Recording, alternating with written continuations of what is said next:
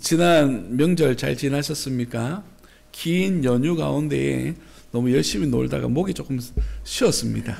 목이 소리가 좀 잘 안 나오더라도 이해를 좀 부탁을 드리고, 오늘 말씀은 권위에 대한 도전이라는 제목의 말씀으로 은혜를 함께 나누고자 합니다. 자막을 좀 지어주시는데요.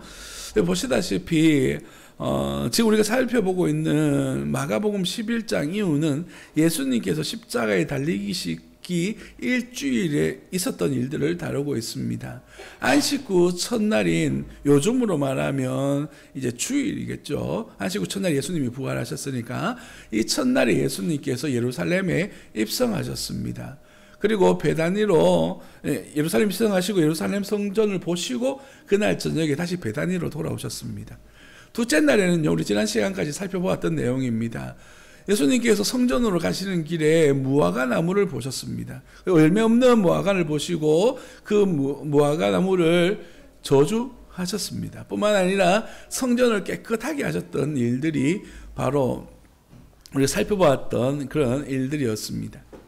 오늘 우리가 살펴보고자 하는 시간은 이 셋째 날에 대한 이야기입니다.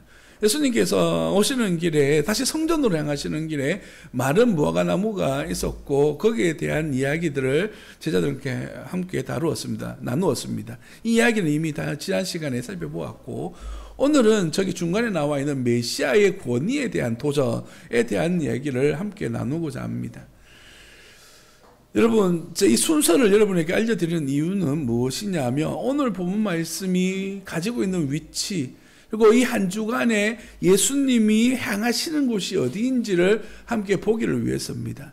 넷째 날에는 가룟 유다가 예수님을 대제사장들에게 팔아버리는 이야기를 다룹니다.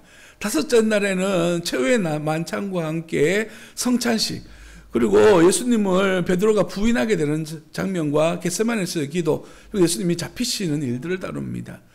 그리고 마지막 여섯째 날에는 예수님께서 고난당하셨던, 결국에는 십자가에 죽으셨던 이야기를 다루는 것이 바로 이 일주일에 있었던 이야기들입니다. 이 속에서 우리가 함께 나누어야 될 그런 말씀은 무엇이냐면, 이제 예수님께서 자막을 내려주셔도 됩니다. 예루살렘에 입성하셨는데, 그리고 그 과정 속에서 성전을 깨끗하게 하시는 일들이 있었습니다. 이 일들을 바라보았던 당시 유대 지도자들은 눈에 가시와 같은 존재로서 예수님이 보여지기 시작했던 것입니다. 그래서 예수님에게 다가와서 예수님에게 질문을 던집니다. 28절 말씀을 보니까 이렇게 이야기하죠. 이르되 무슨 권위로 이런 일을 하느냐? 누가 이런 일 할 권위를 주었느냐? 라고 그렇게 질문하고 있습니다. 여러분, 왜 이렇게 질문했을까요? 대제사장들의 이 질문 속에 본문에 보시니까 이분들이 누구냐고 기록되어져 있냐 하면 대제사장들과 서기관들과 장로들이다 라고 그렇게 말합니다. 대제사장들은 사두개인들로서 제사장 역할을 해왔던 그런 집안을 이야기합니다. 서기관들은 바리새인들로서 율법을 연구하고 가르치는 그런 역할을 했던 사람들이고, 여기서 말하는 장로들은 각 지파에 속해져 있는 어른들을 이야기합니다. 이들이 함께 모여서 공동체를 만들었는데, 기관을 만들었는데, 그것이 바로 산헤드린이라고 하는 공회입니다. 이 산헤드린이라고 하는 곳은 굉장한 그 권력을 가지고 있습니다. 로마로부터 권력을 이양받아서 재판할 권세도 있었고 치안을 유지할 권세도 있었습니다. 그래서 자기 중심으로 돌아갔던 그런 공동체 속에 돌을 던지는 한 분, 예수님이 나타난 겁니다. 어떻게 하면 이 예수님을 잡아 죽일 수 있을까 고민하면서 그들이 의논해서 찾아와서 첫 번째 던진 질문이 이 모든 일들을 어떤 권세로 하고 있느냐라고 그렇게 질문하고 있는 것입니다. 본문에서 사용하고 있는 권위라고 하는 단어를 찾아보니까 이런 뜻을 가지고 있습니다. 어떤 행동을 할 수 있는 능력, 이런 뜻을 가지고 있는데, 이 뜻은 보다 높은 사법기관에서 허락한 권리, 권위, 승인 등을 의미합니다. 다른 말로 표현해보자면 누가 너로 하여금 이런 일을 할 수 있도록 너에게 그만한 일을 맡겼느냐라는 것이죠.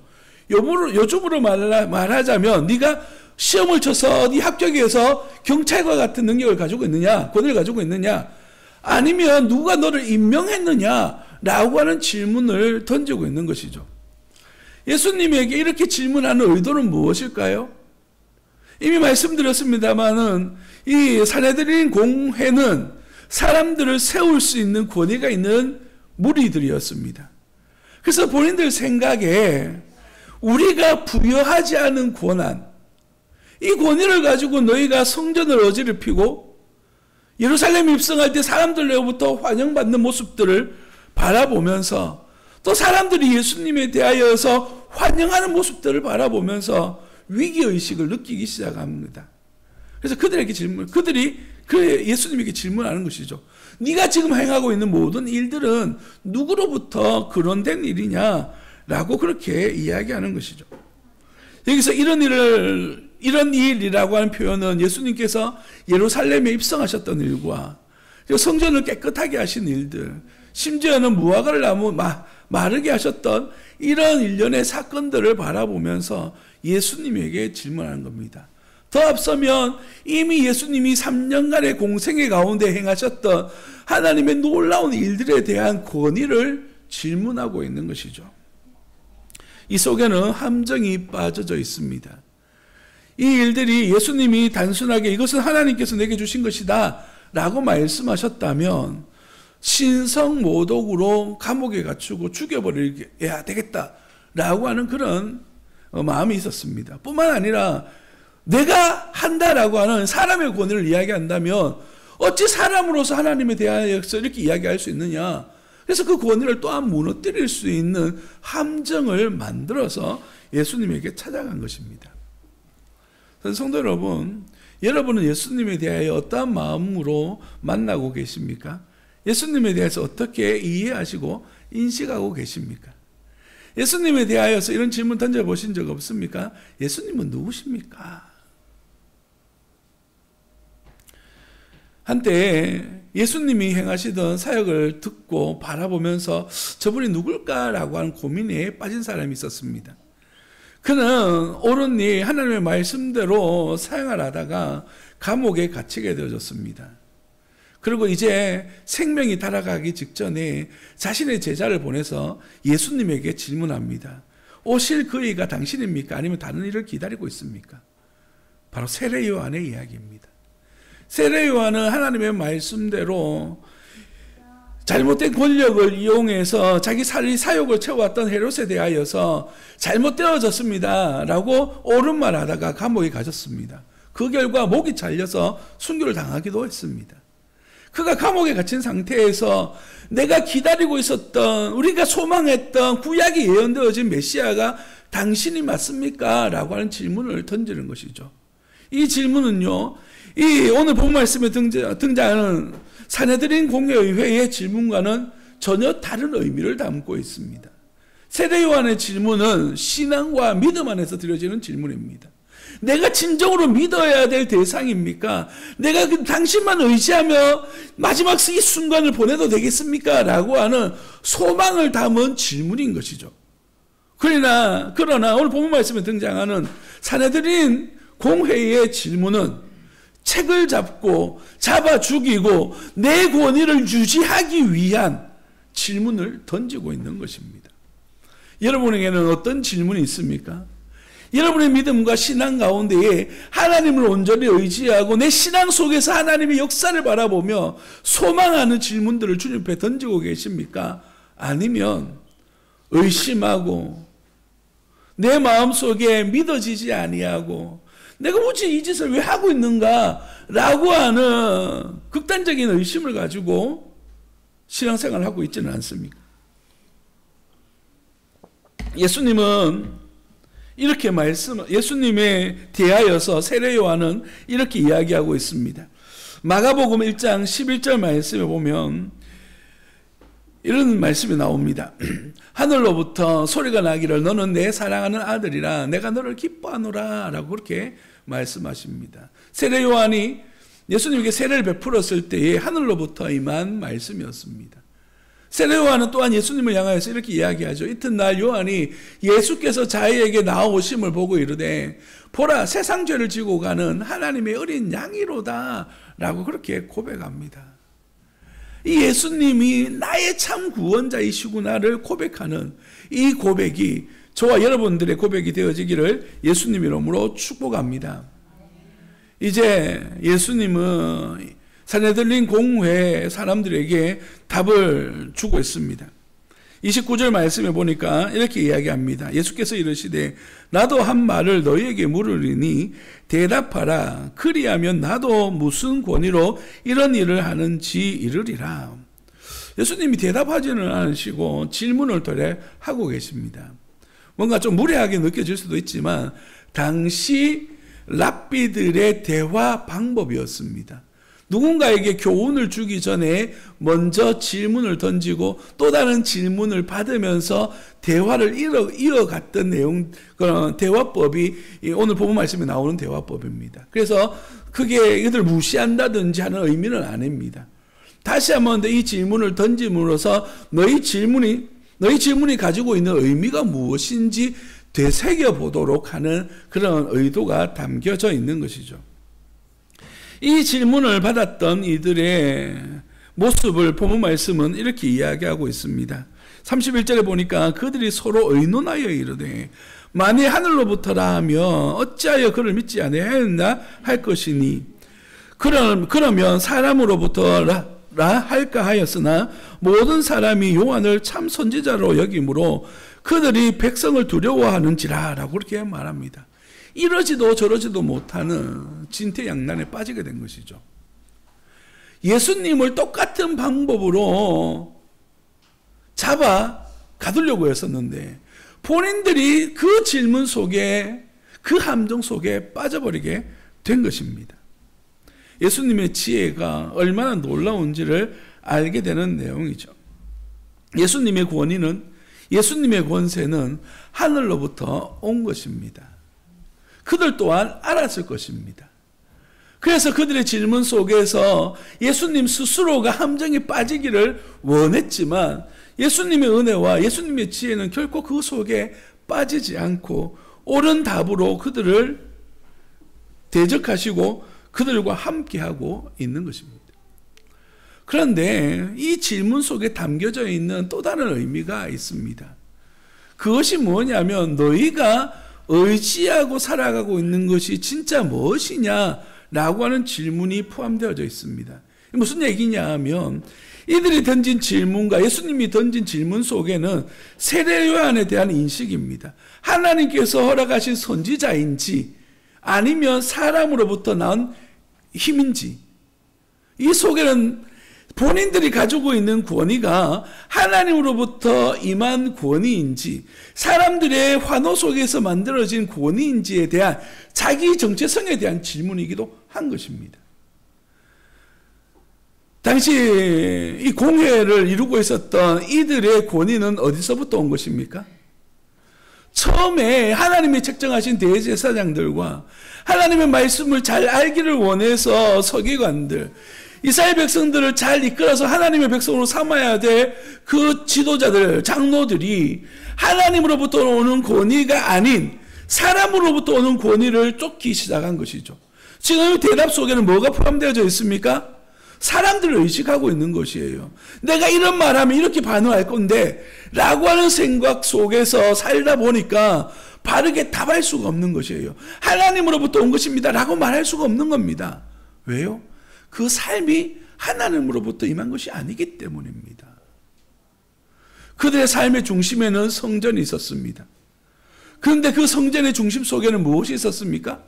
예수님께서 이미 성전을 깨끗하게 하신 것처럼 그곳에서는 매매하고 그곳에서 장사하면서 성전 속에서 나타나는 힘을 가지고 살아갔던 종교 속에 군림했던 그들의 권위의 기초가 그 성전 속에 있었던 것이죠. 말씀 속에 있었던 것이 아니라 그 속에서의 행해졌던 행위들, 매매하고 수익을 얻고 사람들 위해서 그들을 조율하고자 했던 그러한 권위들, 그것을 유지하기를 원했던 것입니다. 그러나 예수님의 모습은 어떠합니까? 소도에서 이미 말씀드렸습니다마는 예수님이 가시는 이 여정은 결국은 어디를 향하고 있습니까? 십자가를 향하고 있습니다. 예수님께서 예루살렘에 입성하실 때 사람들이 호산나 외쳤습니다. 드디어 우리가 기다렸던 그가 오셨다. 예수님께서 성전을 깨끗하시기 위해서 성전에 있는 매매하는 상들을 엎으실 때 사람들이 역시 예수님을 환영했습니다. 지금까지 본인들이 착취당해 왔던 권위들이 아니라 참 하나님의 권위를 가지고 일하시는 예수님을 보니까 이제 우리가 믿고 따라야 될 이가 예수님이구나 라고 하는 사실을 알게 되고 환영하기 시작한 것이죠.